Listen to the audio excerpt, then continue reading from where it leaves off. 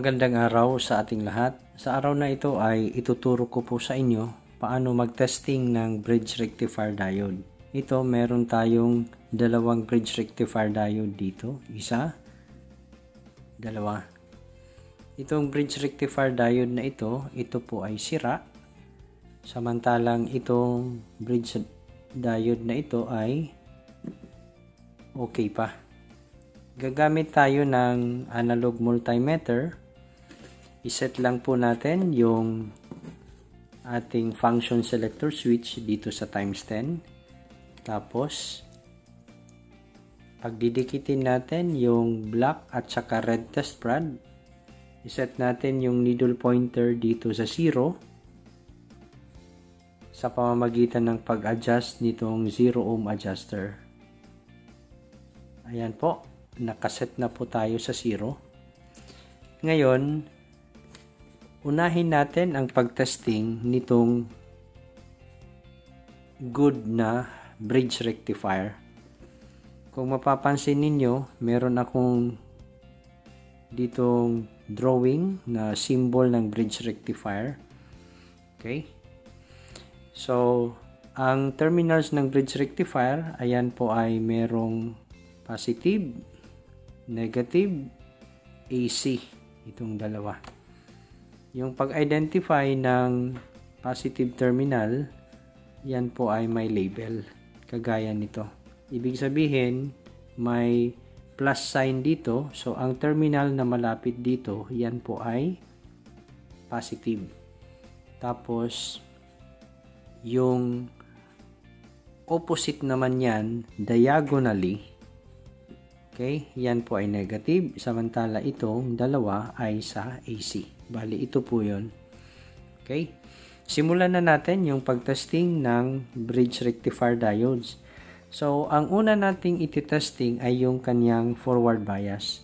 Pag mag-forward bias testing tayo, ilalagay lang yung red test rod dito sa cathode terminal, dito. Ilagay lang natin yung red test rod dyan.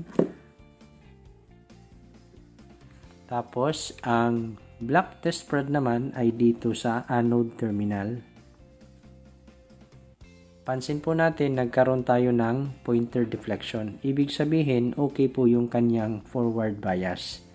Ngayon, pagkatapos nating ma-forward bias, yung dalawang terminals na yan, nung positive at saka AC, ngayon, i-reverse bias natin.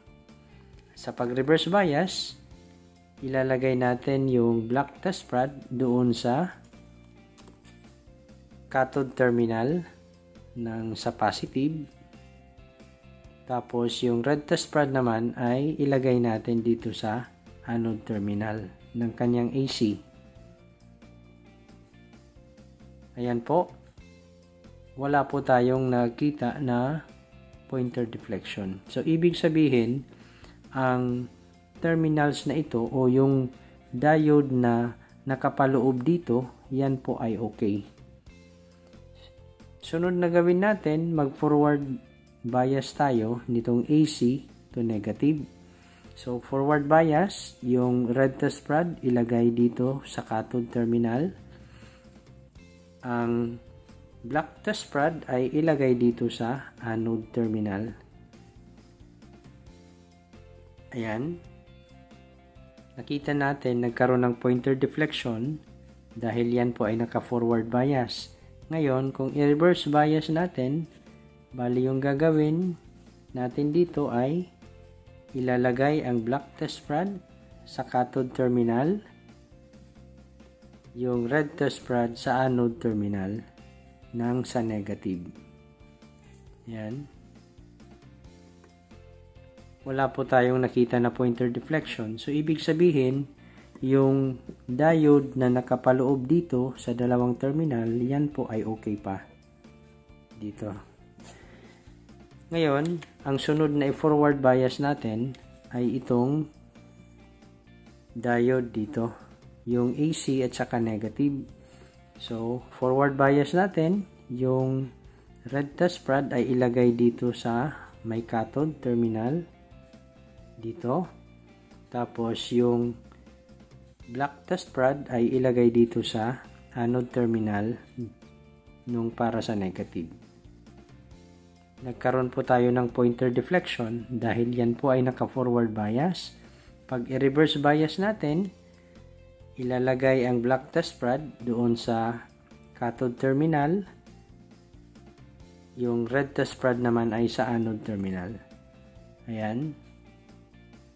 Wala pong pointer deflection. So, ibig sabihin, okay po ang diode na nasa loob nito. Bali, okay yung diode dito. Ngayon, i-forward bias natin itong positive at saka AC na side dito. So, forward bias natin, ilagay ang red test rod dito sa cathode terminal. Yung black test rod naman ay sa anode terminal. Yan. Nagkaroon po tayo ng pointer deflection dahil yan po ay naka-forward bias. Ngayon, i-reverse bias natin. Sa pag-reverse bias, ilalagay ang black test rod dito sa cathode terminal. Ang red test rod naman ay sa anode terminal. Dito. Ayan. Wala pong pointer deflection dahil yan po ay naka-reverse bias. Ibig sabihin, okay yung diode dito. Ngayon, mag-check naman tayo dito sa isang bridge rectifier diode. So, ang gagawin natin, i-forward bias natin at saka i-reverse bias. Okay? So, magsimula tayo rito. Forward bias natin, itong positive at saka AC side. Bali, ilalagay natin ang red test rod dito sa positive o sa cathode ng diode na nandito sa loob. Tapos, yung black test rod ay dito sa anode terminal. Bali, dito sa may AC. Ngayon, meron tayo nakita na pointer deflection. Ibig sabihin, okay po yung kanyang forward bias. Ngayon, i-reverse bias natin. Ang red test rod ay ilalagay dito sa anode, yung black test rod ay dito sa cathode. Lagay natin. Ayan. Wala pong pointer deflection. So, ibig sabihin, okay po yung diode na nasa loob nito. Sunod, na i-forward bias natin na itong AC at saka negative. Ngayon, ilagay ang red test rod dito sa cathode. Tapos, yung black test rod ay ilagay dito sa anode terminal ng negative side. So, bali, ito po yon. Ilalagay sa cathode ang red test rod. Sa anode naman yung black. Napansin natin, ang pointer deflection ay sagad hanggang 0 ohm. Ibig sabihin, wala ng resistance ang kanyang forward bias. Ito ay shorted. Okay? So, i-reverse bias natin. Bali, ilalagay natin yung red test rod doon sa anode terminal. Dito. Yung black test rod naman ay sa cathode terminal. Dito sa may AC side. Tingnan natin ang pointer deflection. Ayan, umabot din ng 0. Ibig sabihin, shorted ang diode na ito. Ito po ay shorted.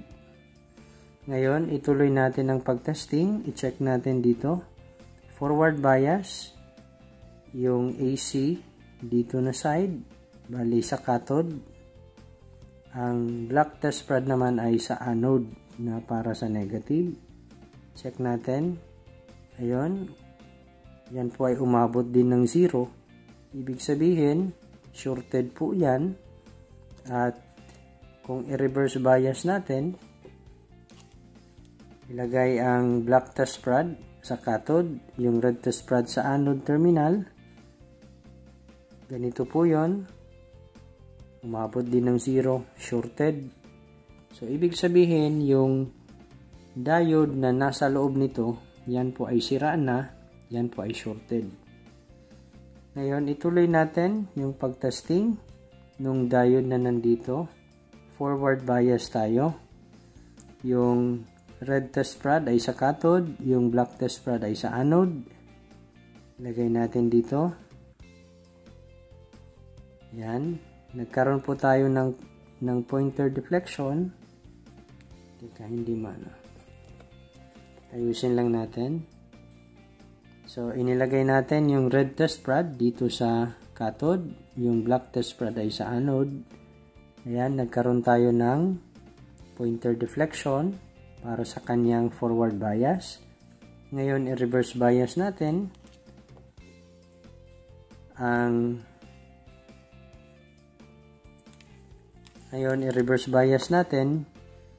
ang red test rod ay ilalagay dito sa may anode terminal, yung black test rod naman ay sa may cathode terminal. Yan. Ayusin lang. Yan. Wala po tayong pointer deflection na nakita.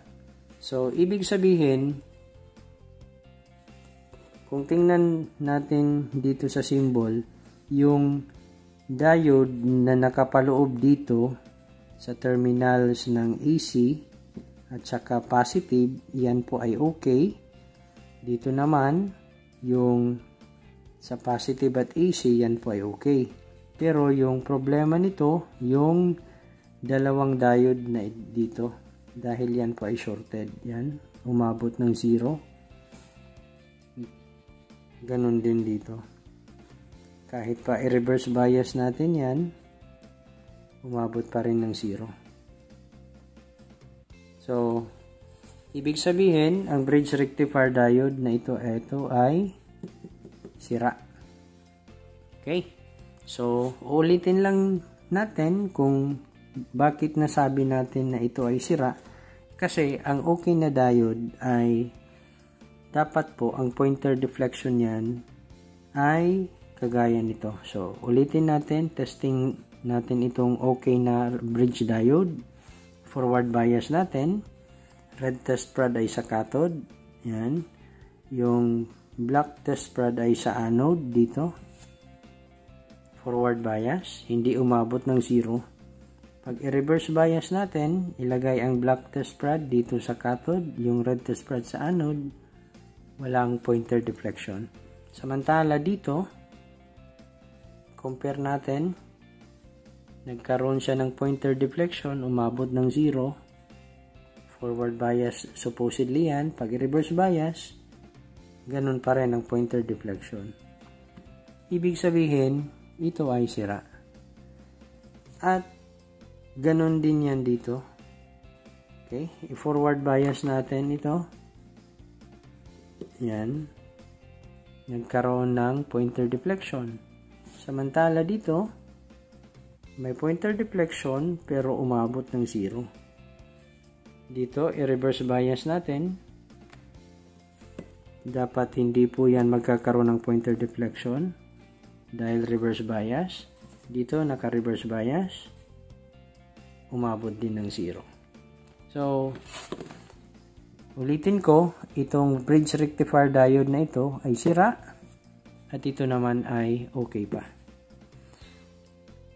Ngayon, i-share ko rin sa inyo paano mag-check ng leaky na diode. So, ang gagawin natin, iset natin yung ating function selector doon sa pinakamataas na resistance range. Ito ay nasa 100K times 100K. So, i-short lang natin ang test rod.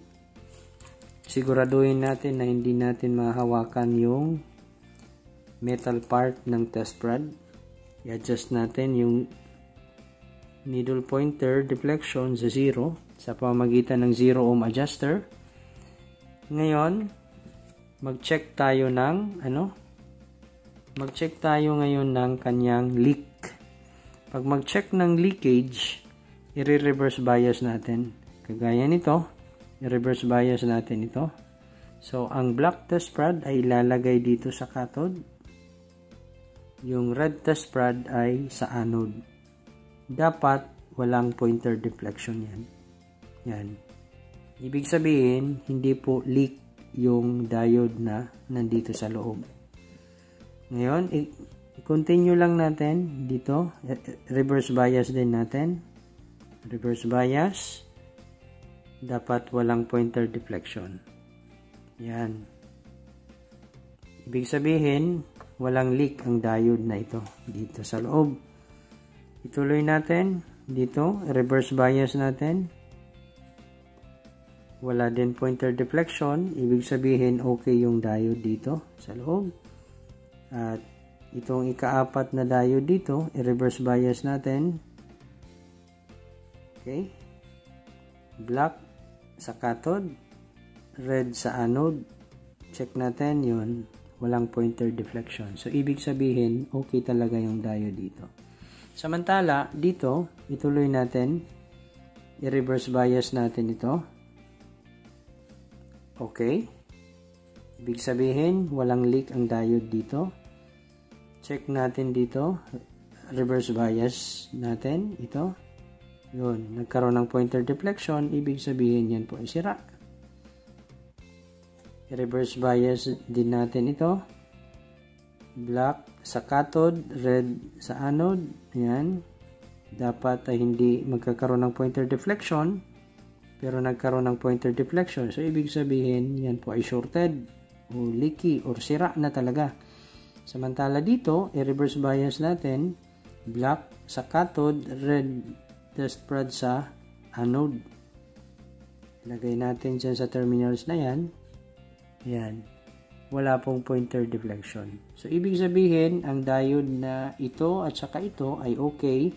Pero itong diode na nandito, yan po ay mga sira. Yan po ay nandito sa loob. Okay, so, ganyan po ang pagtesting ng bridge rectifier diode sa pamamagitan ng paggamit ng analog multimeter. Sana po ay meron kayong natutunan sa aking ibinahagi na kung paano i-test yung bridge rectifier diode.